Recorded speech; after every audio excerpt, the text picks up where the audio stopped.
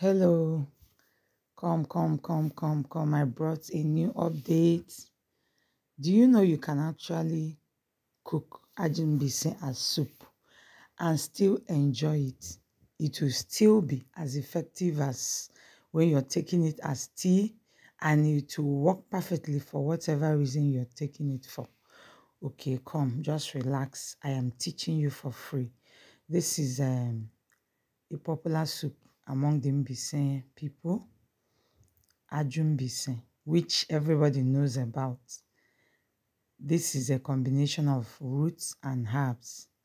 And in Mbaise, we cook it for nursing mothers, but anybody can actually take it. But that is the main reason for this soup. We cook it for nursing mothers after giving birth, to wash off whatever. And it's very, very effective, both for ordinary person, whether you're a nursing mother or not, you can actually take it. And I showed you the Aju Mbaise. This one is actually dried. I got it when it was wet, but now it's dry. It's still the same thing. It will still be as effective as anything. I showed you cocoyam. We add cocoyam later, the red type. That's what we use to cook it, but it has to be light. It gives it a particular consistency. And I showed you the fishes, the crayfish, every other, the Ntita, that's what we call it, is another species of crayfish. And this particular leaf is what we use to garnish it. We call it nturukpa. Is also a different species from moha. They are in the same family. So we use it to garnish it and just relax and learn.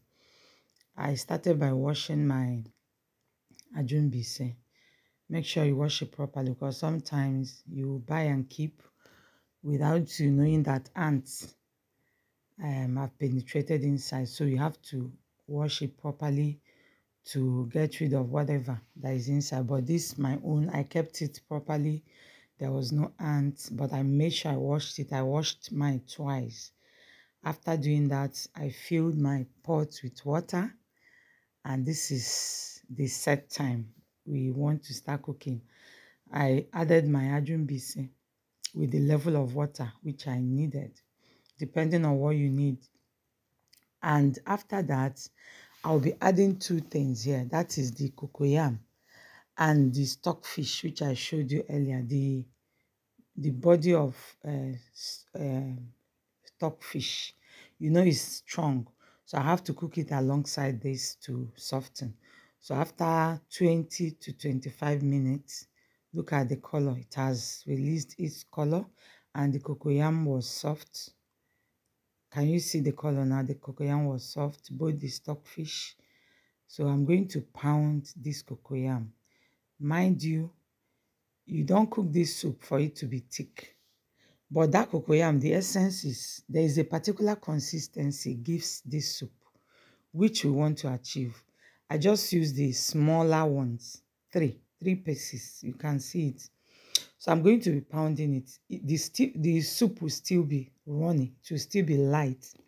It will not be thick, but that consistency will be achieved. So just watch the process. You're going to learn a lot from here.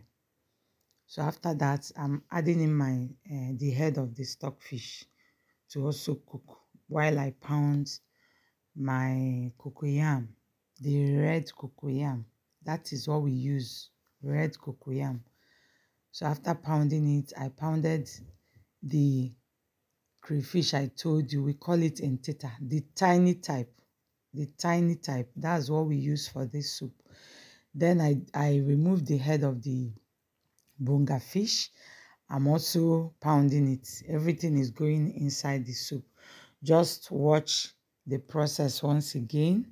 You're going to learn this, and when you learn it, it will be at your own advantage, because this is actually a very good soup for everybody. It cleanses your system. It does a lot in your body. So for some people that don't like taking it as tea, you can actually, this is the best way to take it. So at this point, I've added my cocoyam and added salt. I'm adding salt now. Then the crayfish, the ntita I pounded, I've added it also. Whatever that needs to be added at this point, I'm doing that. You have to also be generous with your pepper. You have to be generous, but not so much that you won't be able to eat the soup. So you have to be generous, yes. Then the head of the bonga that I pounded, I have to add it again. Yes, checked if the salt I added was okay. If it's not okay, you correct. You add and correct. It is not supposed to be so much, but let it give you a taste that you want. I covered it for it to cook for another 10 minutes for everything to combine. At this point, look at the soup. It's still running. I added cocoyam, but it's still running, it's still light. That's the consistency we want to achieve. Then I added my dry fish, bonga fish, and I'm going to cover to cook for the next 5 minutes. After 5 minutes, ta-ra! Our soup is souping. Then I'm going to garnish with the leaf I told you about, the nturukpa leaf. This, when you add it, you're not supposed to cover. Just add the sprinkle it on it, stir it, and your soup is ready. Can you see the color? Is still light. It is not thick.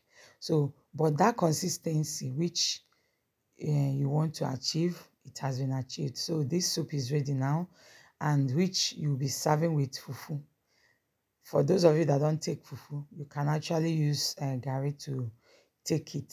And you see this soup, just give it a trial. Give it a try, you will not regret it. This is a very beautiful soup, very nice, good for your body, good for your system.